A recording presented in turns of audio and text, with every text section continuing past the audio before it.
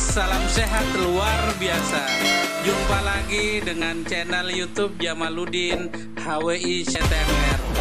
Sebelum Anda menonton video berikut ini, ada baiknya Anda bersedekah dahulu untuk mensubscribe channel saya. Terima kasih.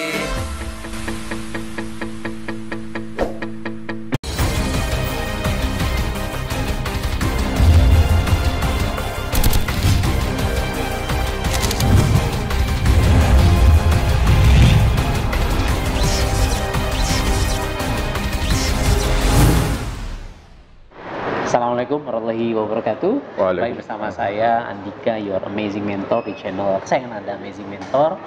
Jangan lupa subscribe, like, comment, and share. Oke? Dan hari ini saya terutama saya datang berguru nih kepada Doktor Haji Muhammad Haji. Sofwan Jauhari, LC-MAG. Sapa dulu, Ustaz. Assalamualaikum warahmatullahi wabarakatuh. Jadi gini, kita akan membahas tentang apakah MLM itu halal atau haram. Nah, ini penting kita bahas karena saya melihat banyak orang Indonesia sekitar 16 jutaan Ustaz. Mungkin 16 sampai 20 juta bahkan itu 16 sampai 20 juta bahkan itu mereka tergabung di bisnis network marketing, dan mungkin sebagian besar muslim karena Indonesia muslim, dan penting harus tahu MLM itu halal atau haram, jangan sampai duit haram ternyata kan gitu. Nah, ladies and gentlemen guys, kita sekarang kedatangan seorang Pak Dr. Sofwan Jauhari. Saya mendatangi beliau sih. Disertasi beliau ini tentang fatwa ulama Indonesia dan Timur Tengah mengenai multilevel marketing.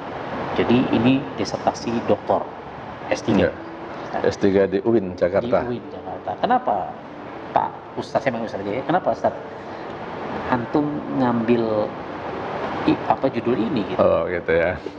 Baik, bismillahirrahmanirrahim. Jadi saya tertarik untuk menulis tentang multilevel marketing karena saya melihat ini ada sesuatu yang kosong. Jadi perlu diketahui, berarti belum ada yang ngebahas gitu. belum banyak yang membahas. Karena gini, kalau yang membahas tentang perbankan syariah udah banyak. Ya. Yang membahas tentang asuransi syariah sudah banyak. Tentang pasar modal syariah sudah ada. Yes. Tapi kalau tentang multilevel marketing syariah, ini hampir tidak ada. Padahal banyak. Padahal ya perusahaannya di Indonesia ada sekitar 84 ya, yang resmi ya. Resmi ya. Yang nggak resmi kabarnya sekitar 400. Di Malaysia saya dengar malah 1000-an lebih. 1000 lebih ya. Oke. Nah, kalau bicara tentang hukum multilevel marketing atau MLM, jadi ada kaidah yang perlu diketahui semua bahwa al-aslu fil muamalat al-ibahah hatta yadulla dalilun ala tahrimiha. Pada dasarnya transaksi muamalat itu adalah halal sampai ada dalil yang mengharamkan. Oke. Jadi jangan disamakan antara konsep fikih muamalat dengan konsep fikih ibadah. Oke, Fikih. muamalat itu hubungan sama manusia, dagang gitu. Seputar bisnis, ekonomi, dan keuangan. Kalau fikih ibadah itu menyangkut rukun Islam kecuali syahadat. Oke. Kalau syahadat nanti pembahasan di bab akidah. Ya. Jadi contohnya gini, kalau masalah ibadah, kaidahnya kan sebaliknya, al-aslu fil ibadat al-hadur. Prinsipnya ibadah itu kita nggak boleh, kecuali ada contoh. Kalau saya misalnya mau merutinkan sholat setiap jam 5 sore misalnya, setelah sholat asar, nggak boleh. Kenapa? Karena nggak ada dalil yang menyuruh. Terus gimana? Ya udah jangan jalanin. Kecuali kalau sholat jenazah itu rutin itu ya. Bukan rutin, itu namanya sholat jenazah. Atau misalnya saya mau puasa setiap hari Rabu misalnya. Kenapa hari Rabu? Itu hari baik saya misalnya. Itu nggak boleh, nggak ada perintah. Terus gimana? Ya tinggalin. Nah, tapi kalau muamalat berbeda ya. Muamalat itu prinsipnya boleh, kecuali ada yang mengharamkannya. Mubah kecuali ada yang mengharamkan. Betul. Jadi kalau ditanyakan bagaimana hukum multilevel marketing, pada dasarnya multilevel marketing itu muamalat ya mubah. Tapi kita nggak bisa mengeneralisir karena muamalat multilevel marketing ini kan tadi saya katakan banyak nih. Ya, banyak jenisnya. Banyak, betul modelnya. Jadi kita nggak bisa generalisir semuanya haram ataupun semuanya halal. Itu. Jadi ada yang halal, ada yang haram, seperti halnya perbankan. Ada yang syariah, ada yang konvensional. Asuransi juga ada yang syariah, ada yang konvensional. Pasar modal seperti reksadana, saham, ada yang syariah, ada yang konvensional. Multi level marketing juga seperti itu. Jadi nggak boleh mengeneralisir semua multi level marketing haram atau semua multi level marketing halal, nggak bisa. Walaupun mungkin ada beberapa MLM yang belum dapat sertifikasi dari DSN misalnya gitu. Apakah hal-halnya itu harus dapat itu dulu gitu? Nah, begini, sertifikasi halal dan sertifikasi syariah itu kan aturan negara untuk melindungi konsumen, untuk melindungi rakyatnya. Ketenangan gitu ya. Contoh nih, kalau kita beli bakwan buatan tetangga, halal apa haram? Halal. Udah ada label halalnya belum? Belum.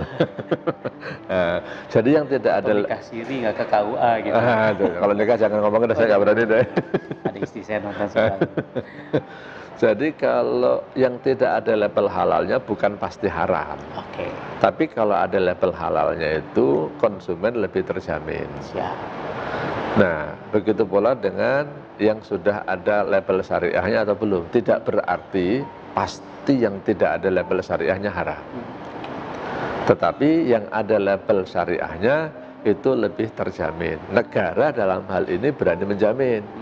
Kalau seandainya ada salah-salah, negara berhak menegur. Tapi kalau multi levelnya ini dia tidak menyatakan syariah, ya negara Indonesia kan bukan negara Islam. Jadi kalau orang yang mau menjalankan konsep bisnis multi level marketing konvensional, boleh-boleh aja. Jadi kalau dia tidak sesuai dengan syariah, ya memang dia tidak mengatakan syariah, ya boleh-boleh aja, nggak bisa dipaksa gitu. Jadi intinya sih saya katakan, tidak semua yang belum berlabel itu pasti haram. Jadi untuk mengatakan halal haram, ya kita harus teliti dulu, dikaji dulu gitu. Nah, kebanyakan kan ya tadi ada ya beberapa kalangan lah ya, ustadz kalangan yang memang pokoknya MLM haram, mengeneralisasi gitu. Itu kenapa sih kok begitu gitu?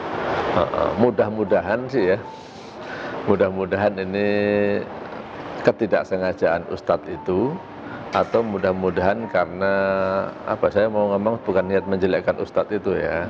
Kan banyak, nggak satu ustadz, maksudnya ya pokoknya karena kalau yang saya tangkap sih baca ya di Saudi begini gitu. Nah, gitu. Gini, ustadz itu kan sebenarnya juga ada keahliannya, ada bidangnya. Masyarakat ini suka maunya palu gada. Yang namanya ustadz tuh maunya suruh bicara apa aja bisa. Saya lihat kesalahan masyarakat ini, ustadz ini misalnya spesialisasinya, keahliannya, kuliahnya bukan bidang bisnis. Ditanyain tentang bisnis, ini mestinya ya janganlah. Kayak saya kalau disuruh ceramah yang bukan bidang saya, suruh ngajar, saya nggak mau. Saya kalau mau ngajar tuh, kalau di kampus ya maunya ngajar, ya ngajar seputar fikih aja.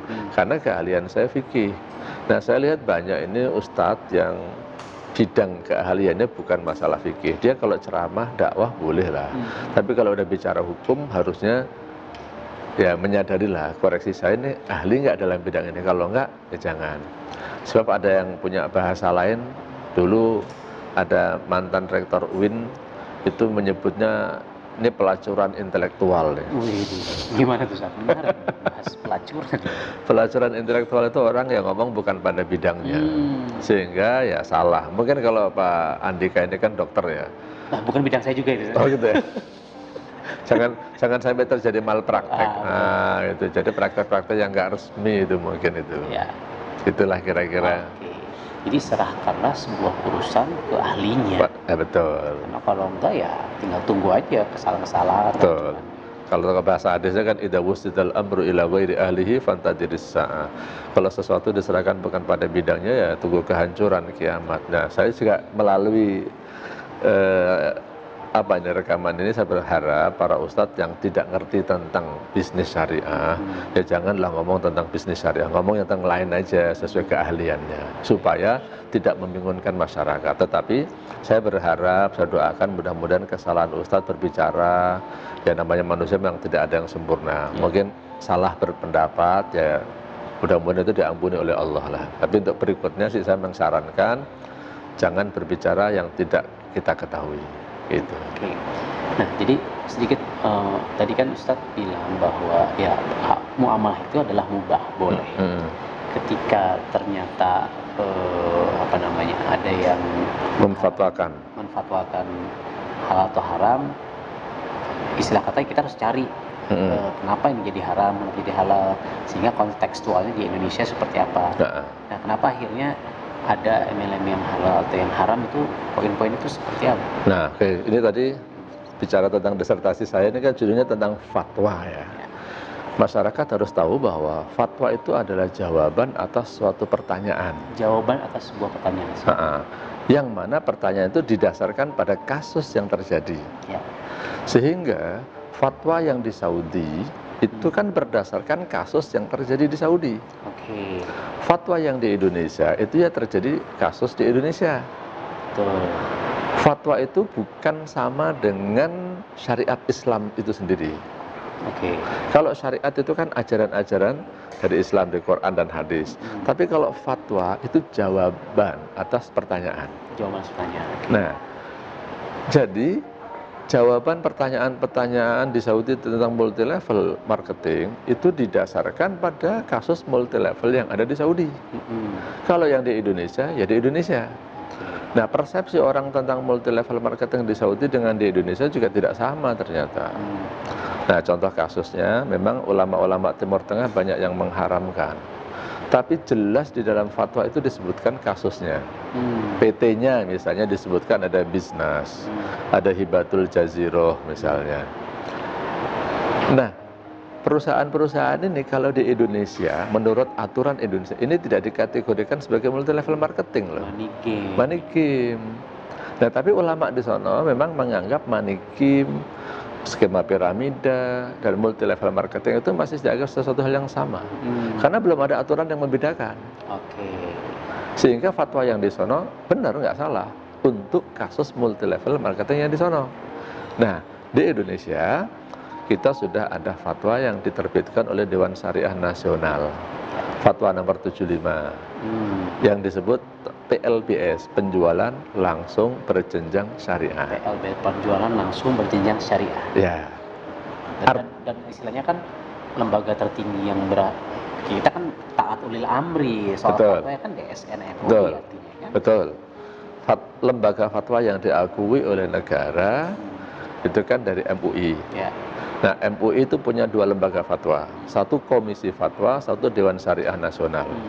Untuk fatwa-fatwa yang terkait masalah bisnis dan keuangan, sejak dibentuknya DSN atau Dewan Syariah Nasional, maka semuanya diterbitkan oleh DSN. Nah, komisi fatwa nanti berfatwa tentang masalah-masalah lain, masalah akidah, nah itu di komisi fatwa. Memang komisi fatwa pernah memutuskan tentang bunga bank, itu sebelum dibentuknya DSN kan. Nah, tapi sekarang ini semua fatwa terkait bisnis dan keuangan itu DSN. Dan ini sesuatu yang menarik ini ya, bahwa fatwa DSN itu kebanyakan menjadi hukum positif. Artinya hukum yang diberlakukan di negara. Kenapa?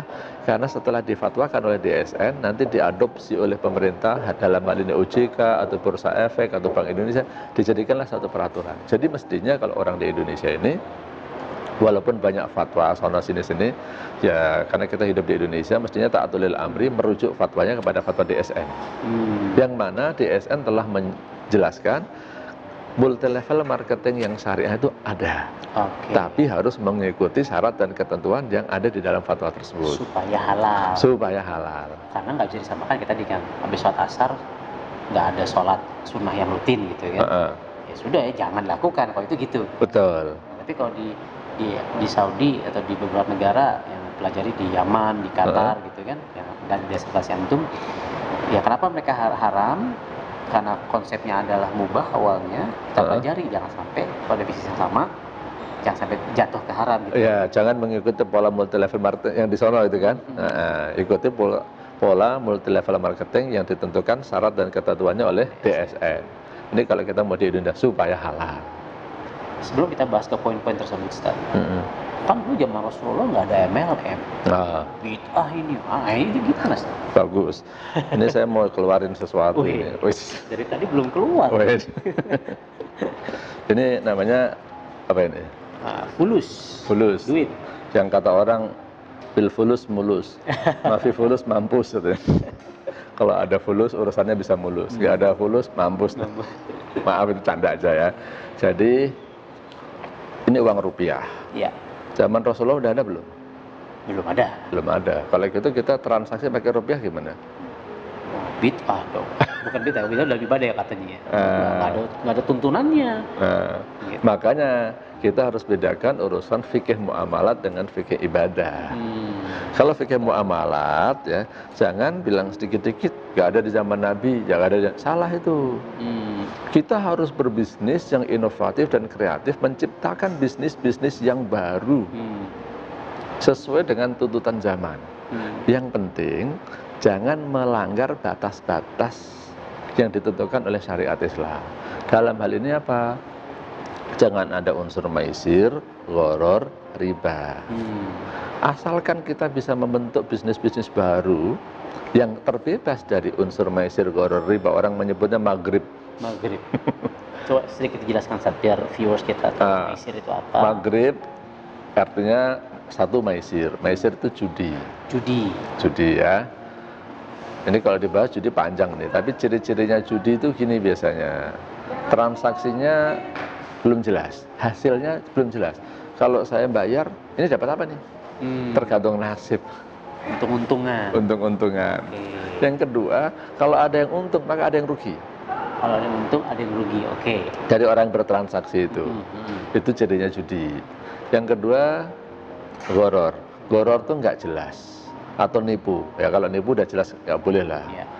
Kalau gharar tuh makna keduanya kan tadi saya katakan tidak jelas. Misalnya nih, antum bilang ini, lagi naik mobil berdua, antum bilang ke saya, ada uang recehan nggak? Saya bilang ada. Kemudian saya keluarkanlah uang recehan. Saya kasih 2.000 misalnya. Nah, 2.000 ini ketika saya kasih ke antum nih, antum bilang, ini uang apa ini? Sedekah apa utang? Akadnya nggak jelas nih. Akadnya nggak jelas. Jangan-jangan niat saya ngutangin, antum pahamnya sedekah nih. Besok saya tagih. Ini gharar. Ini gharar. Segitunya ternyata. Betul. Ini haram. Kalau saya kasih contoh lagi, ojek tuh. Ojek. Kadang-kadang ini saya lihat orang naik ojek yang pangkalan ya. Pak ojek Pak, anterin saya ke sono. Naik aja dia. Sampai sono dikasih duit misalnya 10.000. Tukang ojeknya nggak mau. Maunya 20.000. Loh, kaget. Enggak, saya biasanya 10.000. Tukang ojek, enggak, saya biasanya 20.000 nih. Akhirnya gimana? Akhirnya mungkin si penumpangnya, yaudah kalau nggak mau balikin lagi ke sana. Rugi 2 kali ya. Nah ini kesalahannya adalah gharar, yaitu akadnya nggak jelas. Di awal nggak ada akad. Betul. Pak, anterin saya ke sono, bayar berapa, harusnya ada itu. Yang satu lagi adalah riba.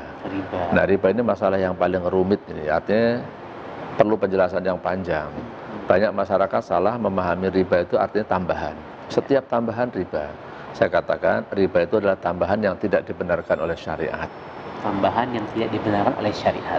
Nah, kalau yang dibenarkan nggak masalah. Nah, yang dibenarkan, yang tidak dibenarkan gimana? Nah, itu kayaknya perlu kuliah itu. Memahami riba. Terbahas juga kurang. Nah, ada di sini riba ada itu. Saya promosiin buku ini ya, syiar kita. Oke. Nah, jadi tidak semua MLM itu haram. Betul. Kita lihat case by case. Dan kita tidak bisa mengeneralisir antara case di Saudi katakan dengan Indonesia. Betul. Dan hukum awalnya adalah mubah sampai ada yang mengharamkannya. Betul? Sampai ada bukti-bukti atau hal yang menyebabkan diharam. Artinya kita sebagai manusia beriman, manusia berakal, kita harus bermain, bermuamalah, berbisnis. Jangan sampai kita ya melanggar batasan. Betul. Gitu kan artinya. Sekarang MUI, EDSN ini sudah punya batasan-batasan tersebut. Apa aja itu Ustaz? Supaya MLM ini halal. Oke. Batasan-batasannya secara detail mungkin ada di sini ya. Ada 12 persyaratan. 12 persyaratan. Saya mungkin nggak bisa bahas semuanya, tapi sebagian. Contohnya gini, yang namanya multi level marketing itu harus ada produknya. Harus ada produknya. Kalau nggak ada produk ya, ini mau apa nih kalau nggak ada produk nih? Betul. Yang kedua, itu malah ke money game tadi. Money game nanti. Yang kedua, produk yang dijual itu harus produk yang halal. Oke. Nah, kemudian misalnya lagi tidak boleh ada praktek money game. Tidak boleh ada money game. Jadi cuma dari lubang tutup lubang tanpa ada produk gitu ya. Betul. Tidak boleh ada excessive markup. Excessive markup. Jadi menaikkan harga yang berlebihan. Jadi ini ini aturan buat perusahaan nih. Ya. Perusahaan ketika menjual barang itu harus dijual dengan harga yang wajar. Ya. Nah, kesalahan masyarakat memahami excessive markup adalah dia membandingkan satu produk tapi dengan produk lain yang tidak selevelnya. Nah, nggak apple to apple. Ini mahal nih dibandingkan ini. Nah, kualitasnya nggak sama, ya itu jangan. Nah, jadi cari barang yang sejenis lah. Kemudian tidak melakukan praktek money game. Money game itu sebenarnya adalah bahasa lain daripada maisir, judi. Maisir, judi tadi ya. Tidak. Yang duluan paling untung ya itu. Betul. Yang di depan pasti untung itu ciri-ciri money game itu. Kemudian satu lagi yang diantaranya adalah tidak boleh melakukan igro. Igro apa nih? Igro itu kalau bahasa sederhananya tidak boleh melakukan rayuan gombal. Rayuan gombal. Ya. Jadi orang tuh ngerayu masuk multi level dengan tujuan-tujuan yang duniawi, yang membuat orang itu jadi hubud dunia. Nah itu nggak boleh itu, cinta dunia itu. Jadi ya arahkanlah orang itu berbisnis supaya dia mendapat rezeki yang halal, dia bisa memenuhi kewajibannya, dia bisa beribadah dengan rezeki yang halal yang didapatkannya itu. Itu diantara syarat-syaratnya. Tapi nanti boleh kalau mau detailnya dibaca di fatwa nomor 75. Fatwa DSN ya, fatwa nomor 75. Nah tadi bicara udah belum tadi? Udah. Nah, sebagian aja nggak semuanya ya. Nanti kita bahas yang sering dibahas di lapangan sebenarnya apa. Nah tadi sebelum kita bahas yang seru-serunya igro tadi. Nah kan ada perusahaan-perusahaan MLM yang mungkin ya mobil mewah, kapal lah, dapat pesawat lah apa. Itu gimana itu kok gitu? Nah ini dikhawatirkan masuk ke dalam bab igro memang. Makanya kita berharap pada para pelaku MLM ya sekarang dirubahlah dalam membujuk orang, dalam memotivasi, dalam memberikan training-training, arahnya jangan kepada hubud dunia, cinta dunia. Sekali lagi ya konsepnya kalau orang muslim kan wa ma khalaqtul jinna wal insa illa liya'budun. Jadi semuanya kita lakukan karena ibadah. Ibadah ini kan butuh modal, butuh duit. Sholat juga butuh duit loh. Karena apalagi kalau laki-laki sholatnya kan aslinya di masjid. Betul. Nah gimana orang-orang ini pada mau sholat di masjid? Perlu diciptakan masjidnya yang nyaman. Kalau perlu masjidnya pakai AC, bersih, imamnya juga bagus, sound systemnya enak. Alah kalau perlu di masjid kasih snack deh. Makan siang gratis. Coba kalau misalnya setiap orang sholat zuhur dikasih makan siang gratis, banyak nggak itu? Banyak. Nah, cuman masalahnya apa? Dana. Nah, yang nyiapin makan ada nggak itu? Kita sebagai saudagar yang mendonasikan itu. Nah, ya mungkin tidak harus bentuk makan lah, minimal masjid itu nyaman. Misalnya nih, di masjid itu ada minuman lah. Di masjid itu ada dispenser, ada kopi. Sekarang kalau memang haus ya biar minum masjid gratis. Itu saya kira udah bagus tuh. Itu akan mendorong orang mau datang dan merasa nyaman di masjid itu. Bagi orang-orang tertentu, ya kita jangan generalisir dengan tingkat keimanan kita ya harus ikhlas dong. Ikhlas itu pelajaran nomor 2 kalau saya bilang. Nomor 1 orang gimana mau ke masjid dulu. Oh, isi. Ya kan? Bang Rasulullah mengajarkan kalau kamu punya anak umur 7 tahun, ajarin dia sholat, suruh sholat. 10 tahun nggak mau sholat, boleh dipukul. Nanti anak bisa protes nih. Daripada saya sholat nggak ikhlas, mendingan nggak sholat. Kalau gitu gimana? Malah jadi salah gitu. Nah, salah kan? Maka kalau saya bilang, yang penting anak sholat dulu, ikhlas nanti. Jadi bagaimana masyarakat ini mau ke masjid dulu. Urusan ikhlas nanti kalau udah di masjid baru dididik menjadi ikhlas. Itu tahapannya. Artinya kalau tadi kita bicara, kalaupun ada perusahaan-perusahaan MLM yang memang menawarkan hadiah-hadiah yang fantastis, ya dicek dulu itu benar nggak, dapat dari mana. Karena nggak boleh tadi yang kalau dari kualitas produknya dikurangin itu jadi. Oh iya betul, itu ada bab namanya maisir Kan? Judi ya, bahwa hadiah yang diberikan oleh perusahaan itu bisa menjadi maisir, bisa tidak. Nah itu nanti kita akan mengecek ya. Kita maksud saya di sini adalah otoritas. Dalam hal ini kalau saya mewakili DSN ya, Dewan Syariah Nasional. Beliau anggota DSN MUI juga. Jadi saya ini memang anggota DSN yang ditugaskan untuk mendampingi perusahaan-perusahaan menjadi pengawas. Kalau ada hal yang tidak sesuai dengan syariah, maka kewajiban saya harus menegur, memberikan nasihat, memberikan masukan. Jadi kalau ada yang melanggar, dikasih tahu, bukan langsung dipecat, dicabut, enggak. Dikasih tahu, Pak, ini harus begini-begini. Kalau dia mau, alhamdulillah, tawasau bil haq dan tawasau bis sabr. Tapi kalau dia enggak mau, nah nanti izinnya bisa dicabut. Karena saya bisa melapor kepada otoritas atau pemerintah, ini enggak mau taat nih gitu. Jadi kita harus ngecek dulu nih masalah hadiah-hadiah tadi. Jadi kita nggak bisa generalisir juga apakah ini judi atau tidak judi. Uangnya dari mana nih? Kalau uangnya itu adalah dari uang perusahaan, dari dana promosi misalnya, dana iklan, contohnya seperti itu, bisa jadi halal. Tapi kalau dia misalnya harganya di up, jadi misalnya harga produknya aslinya 10.000, sekarang karena ada hadiahnya produknya jadi 15.000 nih dijualnya. 5.000 itu yang diputar-putar. 5.000 itu sebenarnya ada perjudiannya. 10.000 adalah harga produknya, itu jadi haram.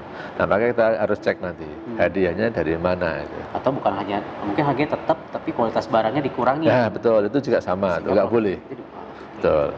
Di taktiknya bukan menambah harga, tapi mengurangi konten produk atau kualitas produk atau isinya gitu ya. Nah, itu nggak boleh. Oke, nah sekarang yang sering di lapangan itu dibahas nih, Ustaz. 2 akad 1 transaksi, haram. Satu akad 2 transaksi. Itu gimana, Zat? Nah, itu kan banyak yang jual. Jadi masyarakat, alhamdulillah saya katakan, dari satu sisi ada kesadaran tinggi untuk taat pada syariat. Tapi sayangnya mereka ini belajarnya nggak dalam.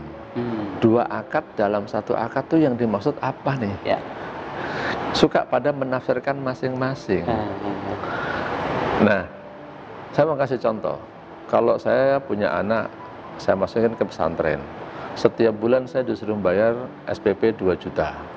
Dapat uang, dapat makan, dapat tempat tinggal, dan dapat pendidikan. Ini 2 juta yang saya bayarkan, ini akadnya apa ini? Uang infak atau apa? Kalau dianalisis secara fikih, dia itu ada satu, namanya jual beli. Karena kan dikasih makan. Jadi itu uang makan tuh. Yang kedua, mungkin ada yang namanya ijarah, karena dia tinggal di pesantren, ada listrik, ada tempat tinggal, ini harus dibayar nih, ini ijarah. Mungkin juga ada infak. Saya kalau untuk pendidikannya saya anggap infak lah, bukan ijarah lah. Karena kalau pendidikan agama khususnya kalau dianggap ijarah kayak yang kurang etis. Jual beli agama. Iya, kayak jual beli agama atau jual pendidikan agama. Saya menganggap di sini minimal ada 3 nih. Contohnya tadi, satu adalah ada jual beli, ada ijarah. Ijarah itu apa, Ustaz? Ijarah itu jasa. Jasa penggunaan listrik, jasa penggunaan kamar. Ada infak. Apakah ini kita sebut multi transaksi? Multi akad itu ya. Belum lagi uang bangunan itu masuknya. Apalagi orang masuk uang bangunan juga. Nanti ada uang wakaf, ada uang seragam. Seragam jual beli. Kalau bangunan, kita kan nggak beli bangunan ya kan? Nah, jadi apa itu? Nah, jadi ini bukan termasuk 2 akad dalam 1 akad. Ini kalau dalam fikih namanya al-uqudul murakkabah. Akad yang murakkab itu kalau diterjemahkan itu kuadrat ya. Tersusun maksudnya. Ada akad ini dengan akad ini. Jadi yang saya tekankan di sini adalah pemahaman orang tentang 2 akad dalam 1 akad. Nah, kalau saya baca di kitab-kitab hadis, salah satu penafsiran 2 akad dalam 1 akad yang kuat itu adalah maknanya bai'ul inah. Bai'ul inah itu jual beli fiktif. Jual beli fiktif, misalnya saya pengen utang ke Pak Andika. Kalau utang dalam Islam itu kalau utang 1 juta ya bayar 1 juta. Maka akhirnya Pak Andika nggak mau ngutangin saya. Akhirnya apa? Pura-puranya gini. Nah, itu ada handphone kan. Ini Pak Andika jual ke saya nih. Dijuallah 2 juta. 2 juta. Lalu saya butuh duit malah suruh beli handphone kan nggak punya duit ya. Oh, gini caranya. Ini antum yang butuh duit ke saya kan? Iya, saya mau utang nih. Saya mau utang Pak Andika nih 1 juta. Malah disuruh beli. Ya nggak punya duit. Nah, Strateginya gini, dijual lah ke saya 2 juta, tapi saya bayar setahun lagi ya Pak. Nah, saya jual lagi nih ke Pak Andika. Ini saya jual 1 juta ke Pak Andika. Balik ke saya nih. Balik ke Pak Andika lagi. Tapi Pak Andika harus bayar 1 juta. 1 juta. Nah, jadi akhirnya apa? Handphone ini dilakukan transaksi 2 kali, tapi hakikatnya kan cuma 1. Saya tuh mau ngutang sebenarnya. Dengan cara seperti tadi, akhirnya saya punya utang 2 juta. Kan saya beli 2 juta, bayarnya setahun lagi. Tapi sekarang saya dapat duit 1 juta dari Pak Andika. Terus tapi juga bayar 2 juta, nggak dapat handphonenya juga kan? Nggak dapat. Nah sebenarnya itu adalah saya utang 1 juta, bayar 2 juta. Tapi pura-puranya lewat jual beli. Oh, ini kamuflase aja. Kamuflase, jual beli fiktif. Dalam hadis disebut bai'ul inah. Ini 1 akad 2 transaksi kalau Ya, itu yang dilarang. Jadi ya ini 1 akad 2 transaksi gitu Ustaz ya. Karena hakikatnya hanya Akad jual beli sebenarnya. iya, Hakikatnya akad utang piutang sebenarnya. Utang piutang. Tapi nggak dapat handphonenya, tapi antum bayar 2 juta ke saya gitu. Iya. Nah, kesalahan orang tadi saya tekankan lagi. Makanya kalau mau menafsirkan 2 akad dalam 1 akad itu, tolong dicek syarah penjelasan dari para ulama. Kalau itu hadis Bukhari, saya ajarin bukalah kitab Fathul Bari. Kalau itu hadis Sahih Muslim, buka syarah Sahih Muslim yang dijelaskan oleh Imam Nawawi. Contohnya gitu, jangan hanya baca hadis, baca terjemahannya, langsung tafsirin sendiri, nyalahin. Kalau nggak ngerti, ya tanya ke ustadznya. Ustadznya kalau baca hadis, tolong para ustadz itu jangan suka menafsirkan sendiri. Kadang-kadang mereka bahasa Arab juga nggak ngerti, gitu kan. Nafsirin sendiri, nah itu yang kesalahan-kesalahan. Oke, jadi sudah clear lah ya soal MLM itu bukan 1 akad 2 transaksi gitu kan, aman soal ini. Insya Allah aman. Secara umum saya katakan umum, haram. Ya, tergantung case by case. Iya, case by case ya. Terus yang kedua, berjenjang nih Ustaz. Komisi itu kan saya nggak, kan ada penjualan di luar, saya dapat di bawah saya terus saya tetap dapat gitu. Ya. Itu gimana dapat? Ya, ini satu hal yang dikenal dengan istilah passive income. Di dalam Fatwa 75 yang diterbitkan oleh DSN itu memang salah satu syarat yang ditentukan untuk PLBS, penjualan langsung berjenjang syariah, nama lain dari MLM syariah, itu tidak boleh ada passive income. Tapi saya menjelaskan, kalau ini boleh dikatakan kritik terhadap DSN, sebenarnya gini, di situ nggak ada penjelasan passive income itu kayak gimana. Nah, tapi saya jelaskan, passive income itu multi tafsir ya. Yang disebut pasif itu yang gimana nih? Oke. Itu kan bisa ditafsirkan masing-masing nih. Kalau saya cuma memantau dari satu sistem saya, ini pasif atau enggak ini? Saya cuma ngasih ceramah doang, kemudian dapat duit, itu termasuk pasif enggak? Maksud saya bukan ceramah agama ya. Jadi ketika seseorang itu sudah pandai berbisnis, dia kadang-kadang ceramah sekali doang, memberikan motivasi bisnis, kiat-kiat dalam berbisnis, cuma ada sekali doang dapat 100 juta. Saya yang jadi dosen, wah yang untuk 100 juta itu ngumpulin berapa? Itu ada yang menganggap sebagai passive income. Jadi memang passive income nggak boleh, tapi sebenarnya passive income tidak diperbolehkan itu satu dzari'ah, tindakan preventif. Sebenarnya kalau saya pribadi mengatakan passive income tidak semuanya haram loh. Ya contoh apartemen nih. Nah ini apartemen nih. Kalau saya bangun apartemen misalnya, kemudian dengan pinternya saya misalnya, saya sudah kelola, saya menjadi kondotel, itunya dibuat orang nginep lah. Ya wah, ada GM-nya, ada semua marketingnya, itu kan kita nggak ngapa-ngapain, orang datang kan sewa ya. Tinggal terima untungnya aja. Untung gitu. Itu termasuk passive income nggak? Ya, kalau dalam bahasa saya iya gitu ya. Nah, bahkan ada nih, mohon maaf nih kalau misalnya ada ya yang punya sekolahan, yang punya sekolahan, kadang-kadang kepala sekolahnya udah nggak pernah datang, tapi dia masih dapat gaji, masih dapat keuntungan. Passive income nggak itu? Passive income. Royalti buku deh. Royalti buku. Nulis buku kan gitu. Royalti. Nulis bukunya sekali dapat duit terus gitu. Terus.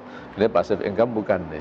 Nah, jadi yang tadi saya katakan multi tafsir, dan kalau saya katakan aslinya sebenarnya passive income itu tidak haram. Tapi kenapa sih passive income itu dilarang oleh Dewan Syariah Nasional yang tadi ya disebut kritik atau studi kritis lah ya. Maksudnya saya menganalisa secara kritis di dalam fatwa DSN itu, di situ nggak ada penjelasannya. Nah, masyarakat perlu penjelasan ini. Nah, saya jelaskan tentang pasif income ini dilarang oleh Dewan Syariah Nasional. Sebenarnya ada untuk tindakan preventif untuk menjaga-jaga supaya tidak masuk ke dalam ranah yang disebut dengan money game. Money game. Karena biasanya money game itu mengandalkan pasif income. Oke. Nah, kalau multi level yang benar itu biasanya mengandalkan dari prestasi pekerjaan dia. Iya. Ada yang prestasi penjualan, ada yang prestasi merekrut dan membina orang yang direkrut. Pembinaan juga itu bagian dari kerja. Kerja. Nah, ini yang kadang-kadang terlepas dari pengamatan orang. Ini kalau membina itu dianggap seakan-akan bukan passive income. Nah, mungkin Pak Andika misalnya tidak menjual, tapi ngajarin orang untuk menjual. Ya. Kemudian mereka jualan semua. Itu termasuk jerih payah Pak Andika bukan? Oh iya, ini bikin video YouTube gini kan subuh-subuh ya kan, jam 7 kita ini udah meeting syuting ini. Berangkat dari rumah subuh, persiapan dari malam ya. Kan? Itu kan juga jerih payah. Mungkin ini tidak menjual secara langsung, tapi kan ini upaya dalam rangka bisa menjual kan. Nah, ini yang orang menganggap kadang-kadang ini mah bukan kerja katanya. Itu. Padahal kerja keras gitu. Kerja keras. Lalu jadi YouTuber gitu. Oh, jadi ya poinnya sebenarnya tadi kan preventif passive income itu sebenarnya tidak haram. Tapi kenapa keluar fatwa itu? Karena ini preventif supaya tidak jatuh ke money game. Yeah. Karena yang haram itu money game. Yeah. Sehingga tadi sama kayak tadi kan sebenarnya ya tadi kita punya hotel, punya kos-kosan itu kan passive income yang betul. Kan. Franchise, ya kan, royalti buku. Nah, tapi harus ada tadi penjualan atau ya apa nih pembinaan tadi namanya. Yeah.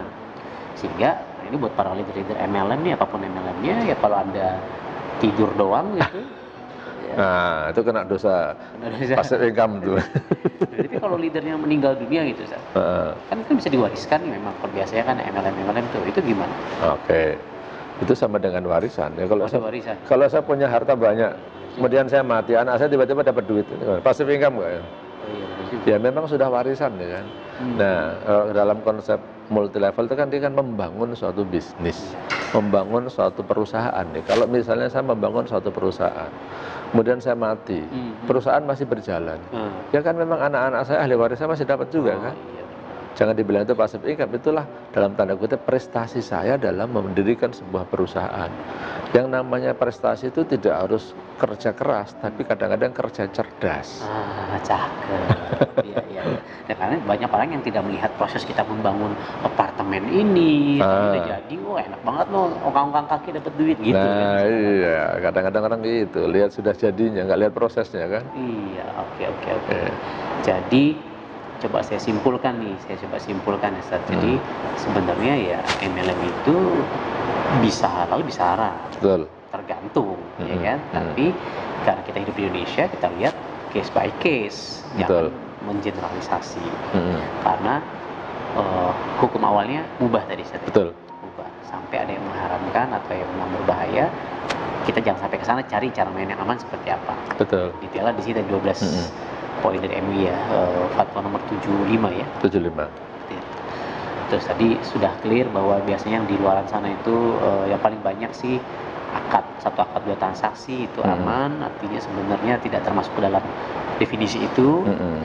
Terus tadi multi layer juga sebenarnya berjenjang ya.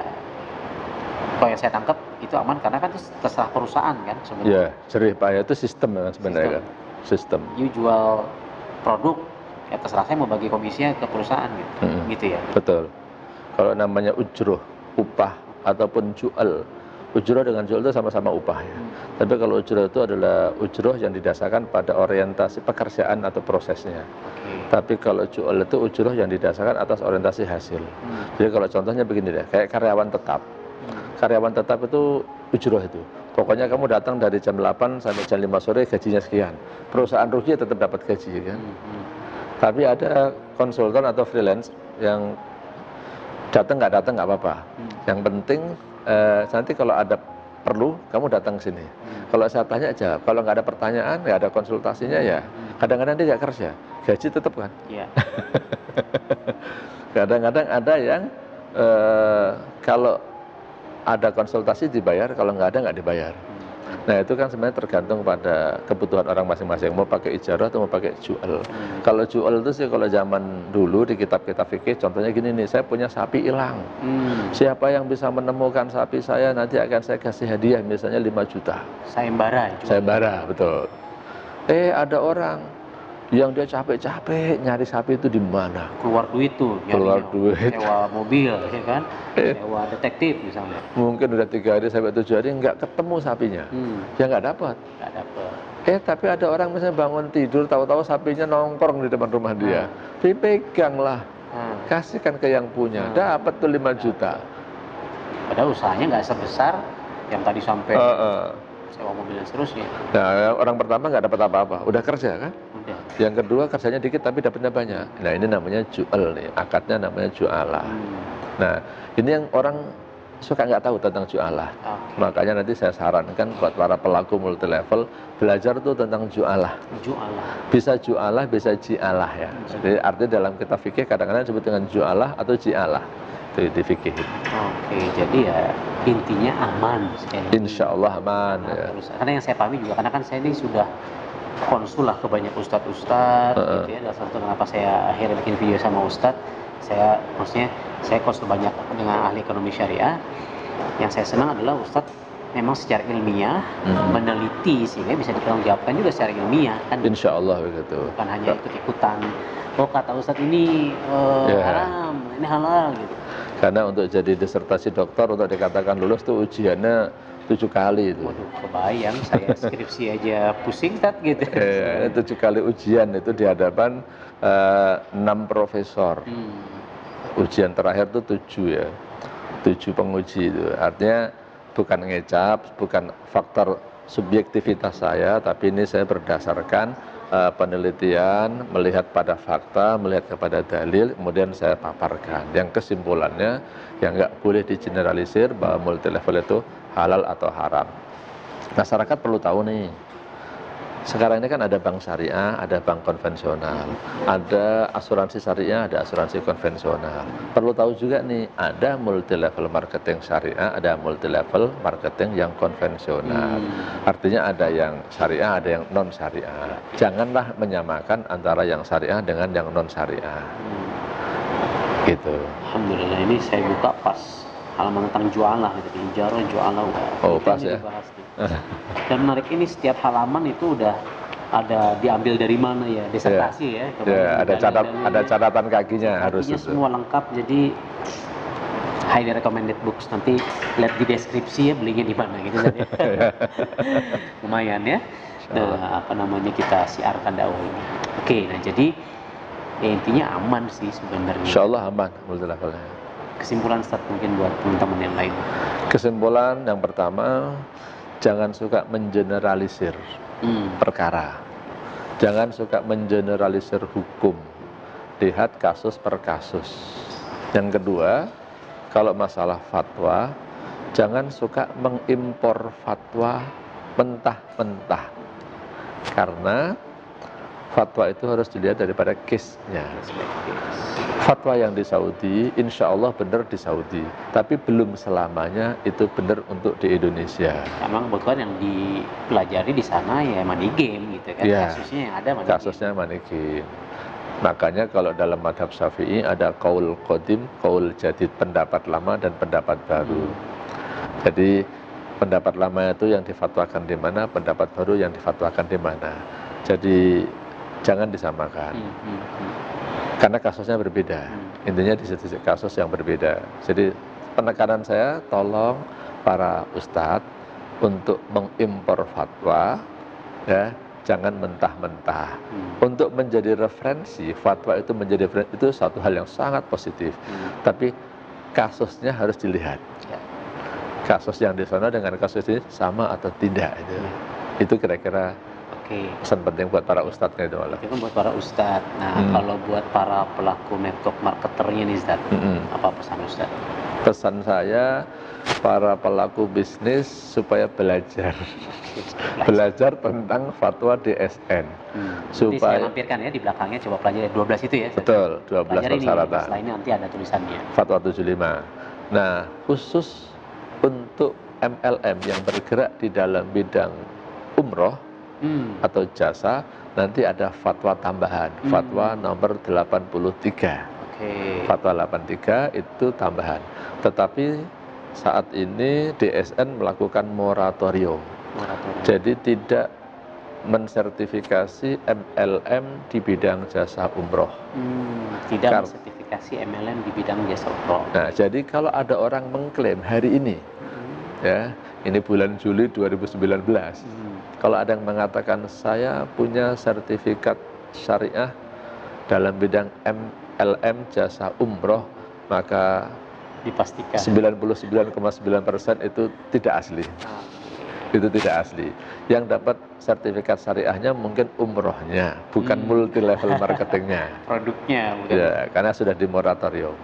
Karena banyaknya kasus-kasus MLM umroh yang awalnya sesuai dengan syariah, tapi dalam perjalanannya dia tidak mengikuti syarat-syarat dan ketentuan itu. Karena banyak kasus, adalah di moratorium aja. Susah kira-kira dinasihatin itu. Banyak banget kasusnya soalnya. Ya. Oke. So, pelajari lagi 12 poin ya. Nanti di sini kan Anda bisa screenshot, nanti saya lampirkan di video ini fatwa nomor 75 ya, dari DSN MUI.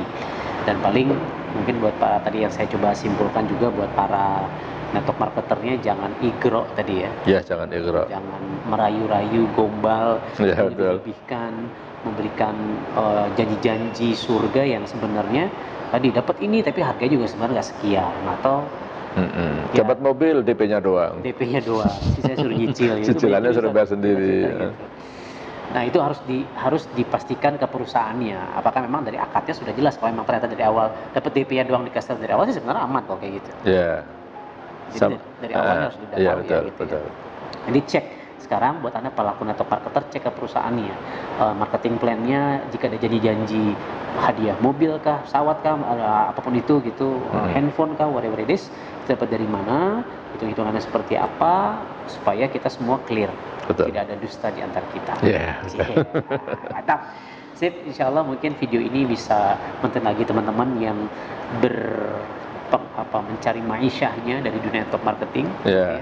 Mudah-mudahan barokah. Mudah-mudahan barokah dan bisa menjalankan dengan rasa tenang yang lebih menenangkan, karena banyak teman-teman di luar sana juga konsul ke saya Ustaz gitu kan, pengen nih, karena kan saya suka di video-video sebelumnya misalnya bagaimana karyawan menjadi orang kaya misalnya.